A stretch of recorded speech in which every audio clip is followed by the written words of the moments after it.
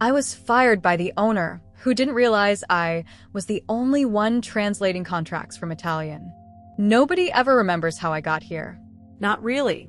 3 years ago, I walked into TechFlow Solutions carrying a lukewarm coffee and a resume that screamed, overqualified temp worker. The receptionist barely looked up when I mentioned I was there for the Italian translation gig. 6 months, they said, maybe less. Just until they found someone permanent. You speak Italian? She asked, finally glancing at me. Si, parlo italiano, I replied, then immediately switched back to English. My grandmother was from Naples. Spent summers there as a kid. What I didn't tell her was that I'd lived in Milan for 2 years after college, working at a small export company where I learned that real Italian business happens in the spaces between words, where a pause means more than a signature, and where trust is built over shared meals, not conference calls. The job was supposed to be simple: translate contracts, handle basic correspondence, maybe hop on a call or two. Standard stuff. The kind of work you do in the background while the real business happens around you. But here's the thing about being invisible. You see everything. Within my first month, I noticed something the executives missed entirely. Our Italian clients weren't just being polite when they switched to rapid-fire dialect during video calls.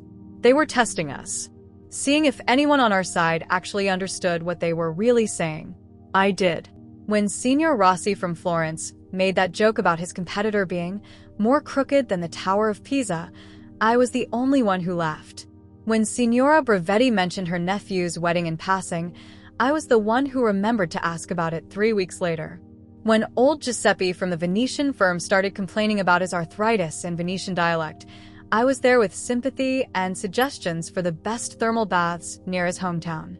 The executives saw emails. I heard stories. They saw contracts.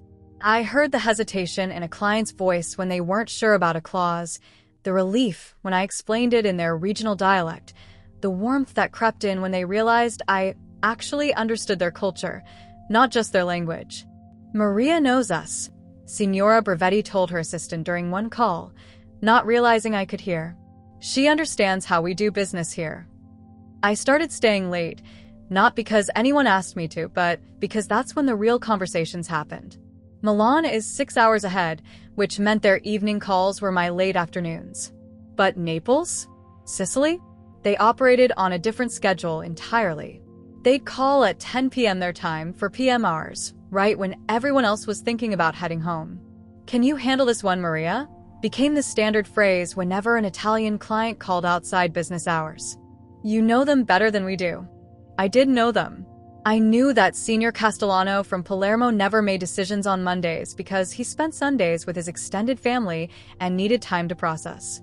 I knew that the Milanese firms expected directness that would offend the Southern clients, who needed relationship building before business. I knew that Signora Bravetti's mother still influenced major decisions from her kitchen in Napoli, and that the fastest way to her heart was asking about Nana's legendary ragu recipe. These weren't things you put in a CRM system. They were human connections, built over months of late-night calls, shared laughter, and the kind of cultural understanding that no translation software could replicate. The contracts I translated were just paper. The real work happened in the margins, in the voice notes Signora Bravetti sent me at midnight, sharing her concerns about market conditions. In the 20-minute tangent about Venetian carnival traditions that led to Giuseppe finally agreeing to our shipping terms. In the WhatsApp messages where clients would switch between Italian and English, trusting me to understand both the language and the subtext. I became their bridge to TechFlow, but more than that, I became their friend in America. When Senior Rossi's daughter got into university in Boston, he asked me for advice about neighborhoods. When the Bravetti Group was considering expanding into Chicago, Signora Bravetti sent me photos of potential office spaces, asking what I thought about the locations. Maria capisce, they'd say. Maria understands. The executives upstairs saw me as background noise. A temp who'd somehow stuck around longer than expected, handling the Italian stuff so they didn't have to think about it. They'd nod politely when I passed in the hallway, sometimes forgetting my name entirely. But downstairs, in the cubicle farm where the real work happened, my colleagues knew better. They'd send me articles about Italian business culture they'd found online, asking if it was accurate. They'd come to me when Italian clients seemed confused or frustrated, knowing I could smooth things over in ways they couldn't. "How do you do it?" Jenny from sales asked me once. "They light up when you join the calls. With the rest of us, they're just polite." The answer was simple, though I never said it out loud. I didn't just speak their language. I spoke their heart. But to the people who mattered, the ones who signed my paychecks and made the big decisions, I was just Maria from the translation department. The one who handled the Italian emails and occasionally joined client calls when scheduling allowed. They had no idea that I was the reason those Italian partnerships worked at all. That every major deal closed with our European clients had my fingerprints all over it, not just in translated documents, but in rebuilt trust, cultural navigation, and relationships that took months to cultivate. They saw a temp translator. I was their Italian whisperer. And I was about to discover just how much that difference would cost them. The email arrived on a Tuesday morning at 8:47 a.m. Subject line: Meeting request, HR discussion. I stared at my screen, coffee growing cold in my hand. In 3 years at TechFlow, I'd never had an HR meeting that wasn't about benefits enrollment or the annual harassment training everyone pretended to pay attention to. Today at 10 a.m., the message read: Conference Room B. Please bring your badge and any company materials. My stomach dropped. Bring your badge. That wasn't meeting language. That was exit interview language. I spent the next hour and 13 minutes refreshing my email, checking our internal systems, looking for any sign of what this might be about. Had I missed a deadline? Made a translation error? The quarterly reviews weren't due for another month, and my last performance evaluation had been glowing. Well, as glowing as they got for someone the executives barely noticed. At 9:55 a.m., I walked into conference room B carrying nothing but my phone and a growing sense of dread. The room smelled like stale coffee and the kind of cheap air freshener they use to mask the scent of bad decisions. Jessica from HR sat at the far end of the table, a stack of papers arranged neatly in front of her. She looked uncomfortable, avoiding eye contact as I settled into the chair across from her. "Where's Mr. Davidson?" I asked, referring to the owner. "Isn't he usually involved in employee meetings?" "Mr. Davidson is in Seattle this week," Jessica replied, her voice carefully neutral. "He asked me to handle this discussion." She picked up the top sheet from her stack, and I could see it was printed from a template. The kind of form letter that gets filled out in bulk, with names and dates inserted into predetermined blanks. Maria, as you know, TechFlow is always evolving to meet the changing needs of our industry. She was reading directly from the paper now, not even trying to make it sound personal. As part of our ongoing restructuring efforts, we've made the difficult decision to eliminate several positions that are no longer aligned with our core business objectives. The words hit me like a physical blow. Eliminate. Positions. Restructuring. Your role as translator, she continued, still reading, while valued, has been identified as one that can be more efficiently handled through external contractors and automated solutions. I sat there, stunned into silence. Automated solutions. They thought Google Translate could handle Signora Brevetti's midnight voice notes about market concerns. They thought contract templates could navigate the delicate dance of Sicilian business culture. "This decision is effective immediately," Jessica said, finally looking up from her script. "Your final paycheck will include 2-week severance, and you're eligible for COBRA benefits for 18 months. "I don't understand," I managed to say, my voice sounding strange and distant. "The Italian accounts, they're some of our biggest clients. The Brevetti deal alone is worth millions." Jessica shuffled her papers uncomfortably. "The company has decided to streamline our European operations. We'll be working with a translation service that can handle multiple languages more cost-effectively." A translation service. They were going to replace 3 years of relationship building, cultural understanding, and trust with a call center somewhere that probably couldn't tell the difference between Milanese business Italian and Neapolitan dialect. What about the ongoing contracts? The clients who specifically request me for calls? "They'll be transitioned to work with our account managers directly," Jessica said, glancing down at her notes again. "Most communication can be handled through email templates and professional translation services when needed." Email templates. For people who did business over family dinners and trusted relationships built over years of late-night conversations. I wanted to fight it. I wanted to march upstairs to the executive floor and explain exactly what they were about to lose. I wanted to show them the WhatsApp messages, the voice notes, the personal connections that had turned skeptical Italian business owners into loyal clients. But the words wouldn't come. I sat there in that sterile conference room, watching Jessica shuffle through her termination paperwork, and felt something inside me shut down. "I'll need your badge and laptop," she said gently, and I could tell she felt genuinely bad about this. "And if you have any client contact information stored personally, that needs to stay with the company." Client contact information. They thought my relationship with these people could be transferred like a database.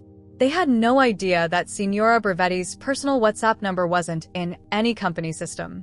That Giuseppe's direct line was saved in my phone under Nonno Giuseppe because that's what he'd asked me to call him.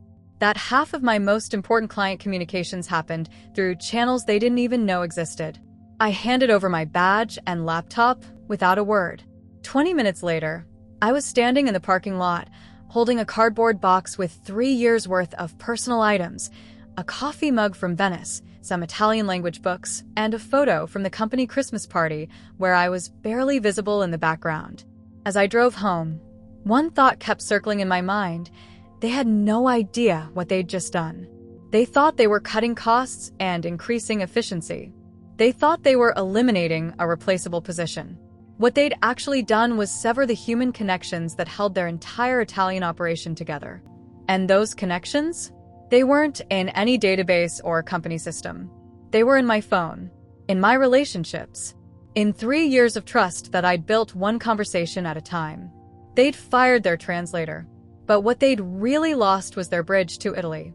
And they had no idea the bridge was already burning. For the first 3 days after being fired, I did something I hadn't done in years. I slept past 7 a.m. No midnight calls from Naples. No early morning voice notes from Milan.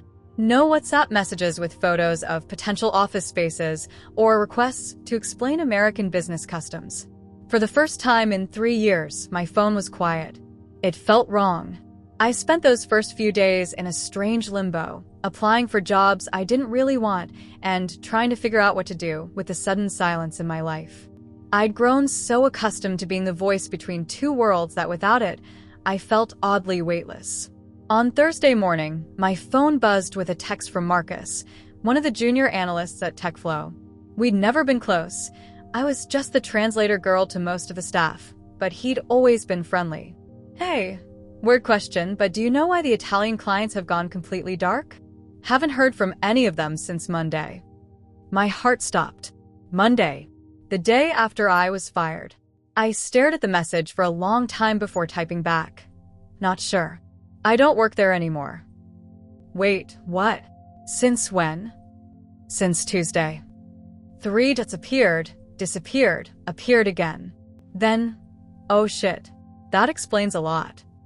I set my phone down and walked to my kitchen window, looking out at the small garden my grandmother had helped me plant before she passed. She'd grown up in the Amalfi Coast, and even in suburban Ohio, she'd managed to coax tomatoes and basil into believing they were back in Italy. "Business is about people, cara mia," she used to say, crushing fresh basil between her fingers. "You can have all the contracts in the world, but if there's no trust, there's nothing." Trust. That's what I'd spent 3 years building with every late-night call, every shared recipe, every remembered birthday, and asked about family member. And now, my phone rang. Marcus. "Maria, I need to ask you something, and I need you to be honest. How bad is this going to be?" I sat down heavily at my kitchen table. "What do you mean?" "I mean, you were the only one who actually talked to them, right? Like, really talked to them. The rest of us we just handled the business stuff." Marcus. "Because Signora Bravetti's assistant called this morning asking specifically for you. When I told her you weren't available, she just said, 'I see,' and hung up." "And Giuseppe from Venice? He sent an email asking if you were okay because you hadn't responded to his message from Sunday." Sunday. I remembered that message. Giuseppe had sent me a photo of his grandson's first steps along with a voice note in rapid Venetian dialect about how proud he was. It was the kind of personal sharing that happened at the edges of business relationships, the moments that built trust deeper than any contract could. I hadn't responded because by Tuesday, I no longer existed in their world. "There's more," Marcus continued, and I could hear the stress in his voice. The Bravetti Group was supposed to confirm the final details on that distribution deal today. For $0.2 million, Maria. But their office said they're reassessing their partnership with us. $4.2 million. I knew that deal inside and out. Not because I'd translated the contract, but because I'd spent 2 months helping Signora Bravetti navigate the cultural differences between Italian and American business practices. She didn't trust contracts. She trusted relationships. And her relationship had been with me. Did anyone tell her I was let go? I asked. No one knows how to reach her directly. All the contact information goes through her assistant, and the assistant won't put anyone through to her except you. Of course, they didn't know how to reach her directly. Signora Bravetti didn't do business through official channels with people she didn't trust. The WhatsApp number where she sent me photos of her mother's Sunday dinner, the personal email where she'd asked my advice about her son's university choices in America, the direct line to her private office that she'd shared after 6 months of building trust. None of that was in TechFlow's systems. It was all on my phone. My personal relationships. My carefully cultivated connections that existed in the spaces between official business. Marcus, I said quietly, what exactly did they tell you about replacing me? They said they hired a professional translation service. European Business Solutions or something like that. They handle 5 different languages and cost half what they were paying you. European Business Solutions. A call center that would handle Signora Bravetti's cultural concerns with the same efficiency they used for German engineering documents or French legal briefs. And they think that's going to work? The executives seem confident. They said most of the communication could be handled through standardized templates anyway. I almost laughed. Standardized templates for a woman who insisted on discussing business over virtual coffee, who needed to understand not just what American companies did but why they did it that way, who made decisions based on relationships built over months of personal connection. Marcus, can I ask you something? In the 3 years I worked there, did you ever see any of the executives actually talk to the Italian clients? I mean, really talk to them, not just present to them. Long pause. No. That was always your thing. They'd do the big presentations, but you handled all the relationship stuff. The relationship stuff. As if trust and cultural understanding were side notes to the real business, instead of the foundation everything else was built on. How long do you think it'll take them to figure out what they've lost? I asked. Honestly, I think they're starting to figure it out now. The call came at 2:17 a.m. on a Friday night. I'd been asleep for exactly 3 hours, deep in the kind of dreamless sleep that comes after a week of job interviews and rejection emails. The jarring ringtone cut through the darkness of my bedroom like a knife, and for a moment, I thought it might be one of my Italian clients calling from their morning. But the number on my screen made my blood run cold. Mr. Davidson, the owner of TechFlow, the man who hadn't even bothered to show up to my termination meeting. I let it ring twice more, staring at his name on my screen. Part of me wanted to decline the call, to let him experience the same dismissal I'd felt sitting in that conference room with Jessica and her template letters. But curiosity won. Hello. My voice came out rougher than I intended. Maria. His voice was strained, desperate in a way I'd never heard before. Thank God you answered. I know it's late. I need your help. I sat up in bed, turning on my bedside lamp. Mr. Davidson, is everything okay? No, everything is very much not okay. I could hear him pacing, the sound of his footsteps echoing in what was probably his home office. The Bravetti deal is dead, Maria. Completely dead. The words hung in the air between us. For $0.2 million gone. I'm sorry to hear that, I said carefully. She won't take our calls. Any of them. Her assistant just keeps saying she's unavailable for meetings with TechFlow representatives. We've tried email. We've tried going through her legal team. We even sent flowers to her office with a note asking for a phone call. Flowers. I almost laughed despite myself. Signora Bravetti probably saw that as either insulting or completely tone-deaf. In her world, business relationships weren't repaired with generic corporate gestures. What did her assistant tell you exactly? I asked. That's just it. She barely tells us anything. Just that Signora Bravetti is reassessing the partnership due to lack of continuity and disrespect for established protocols. What the hell does that even mean? I knew exactly what it meant. Signora Bravetti had built a relationship with me over 18 months. She'd shared stories about her family, asked my advice on American business customs, trusted me with concerns about market conditions that she'd never put in official emails. And then, without warning or explanation, I'd simply vanished from her world. In Italian business culture, that wasn't just unprofessional, it was a betrayal. Mr. Davidson, I said slowly, how exactly did you explain my departure to the Italian clients? Silence. Long, telling silence. We didn't. The account managers were instructed to handle any inquiries about staffing changes by saying the accounts would be serviced more efficiently through our new systems. My eyes closed. They'd made it worse. So much worse. You didn't tell them I was let go? We thought it would be better to present it as an upgrade. More professional service, streamlined communications. So as far as Signora Bravetti knows, I just disappeared. No goodbye, no explanation, no acknowledgement of the relationship we'd built. Another pause. We didn't realize. Didn't realize what? His voice cracked slightly. We didn't realize you had relationships with them.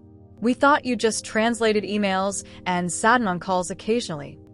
I stood up and walked to my window, looking out at the dark street. A single streetlight flickered in the distance, casting unsteady shadows across the pavement. Mr. Davidson, in the 3 years I worked for you, did you ever ask me what I actually did with the Italian clients? You translated contracts. You handled their correspondence. Do you know that Signora Bravetti sent me voice notes at midnight discussing her concerns about European market fluctuations? That Giuseppe from Venice called me his American granddaughter? That I spent 2 hours last month helping Senior Rossi understand why American business meetings start with small talk instead of jumping straight to numbers? Silence. Do you know that none of these conversations were logged in your CRM system because they happened through personal channels that took months to establish? That your biggest Italian clients trusted TechFlow because they trusted me? Maria, please. His voice was barely above a whisper now. Can you help us fix this? The question hung between us like a bridge half-built. I could hear the desperation in his voice, could picture him in his expensive home office, surrounded by all the trappings of success, finally realizing that his most valuable asset had never been recorded on any balance sheet. What exactly are you asking me to do? I don't know. Call her. Explain that there was a misunderstanding. Tell her you're still working with us somehow. You want me to lie to her? I want you to save this deal. The board is meeting Monday morning, and if we've lost Bravetti, if the other Italian accounts follow... He trailed off. What happens Monday morning, Mr. Davidson? Heads roll, he said quietly. Starting with mine. I looked at my reflection in the dark window. The woman staring back at me looked tired, but not defeated. For the first time in a week, I felt something other than hurt and confusion. I felt power. I'll meet with you tomorrow, I said finally, but not to save your deal. What do you mean? I mean it's time you understood what you actually lost when you fired me. Saturday at 2 p.m., I walked into the same conference room where Jessica had ended my career exactly 1 week earlier. This time, the dynamic was completely different. Mr. Davidson sat across from me, looking like he'd aged 5 years in 7 days.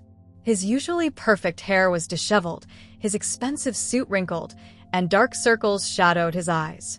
Next to him sat Patricia Chen, the VP of European Operations, frantically taking notes on her tablet. Thank you for coming, he began, but I held up my hand.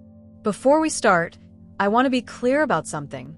I'm not here to beg for my job back. I'm not here to save your deal.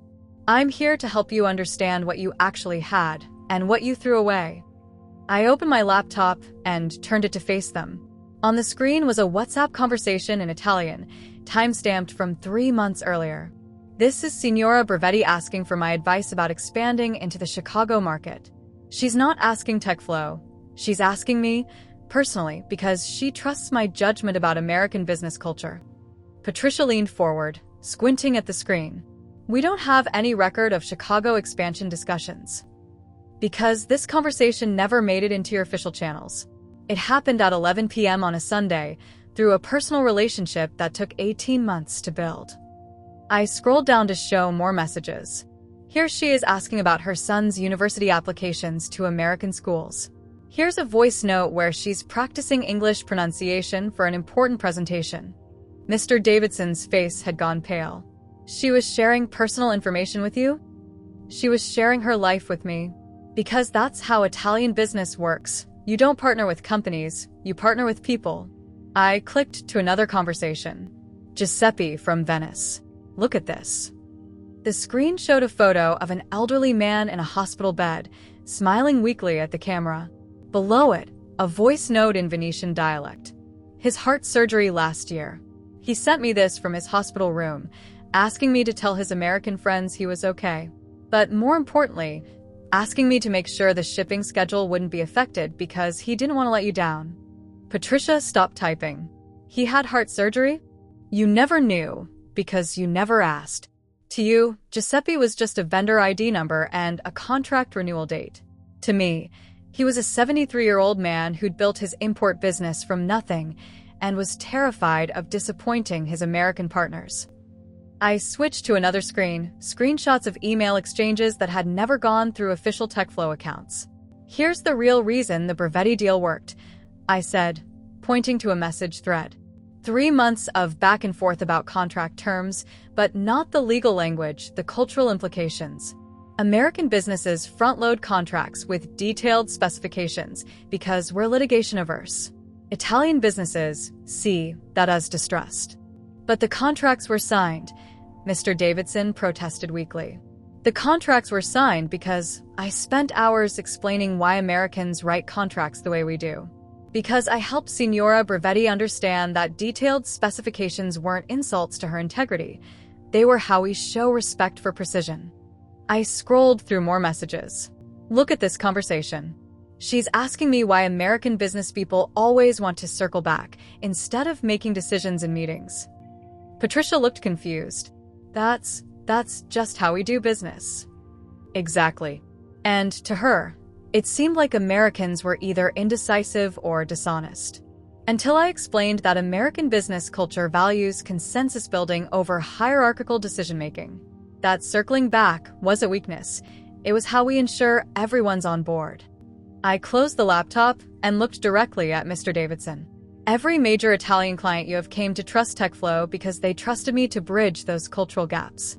Not just translate words, translate understanding. We thought the translation service could handle, he started. The translation service would have told Signora Bravetti that her contract was acceptable as written when she asked for clarification on liability clauses. I spent 45 minutes explaining why American companies include specific liability language and how it actually protects both parties. The difference? She signed a $4 million deal instead of walking away confused and insulted. Mr. Davidson buried his face in his hands. We had no idea. You had no idea because you never asked. In 3 years, not one executive ever inquired about what actually happened on those late-night calls. You saw me as overhead to be minimized, not as the foundation your Italian operations were built on. I pulled out my phone and showed them my recent call log. Since Tuesday, I've had 6 calls from Italian clients. Not asking about business, asking about me. Where I went if I'm okay, whether something happened to me. Because to them, I didn't just disappear from a company. I disappeared from their lives. Patricia finally spoke. What would it take to fix this? I studied both of their faces.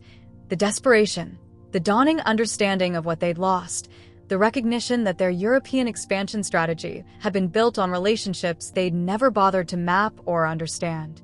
You can't fix this, I said simply. You can't rebuild 3 years of trust in a weekend.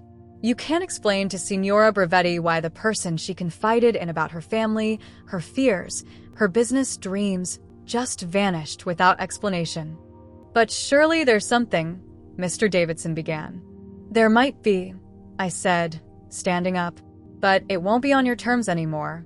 I closed my laptop and headed for the door. Maria, wait. His voice cracked with desperation. What do you want? I turned back to face them, and for the first time in a week, I smiled. I want you to understand that I'm not your employee anymore.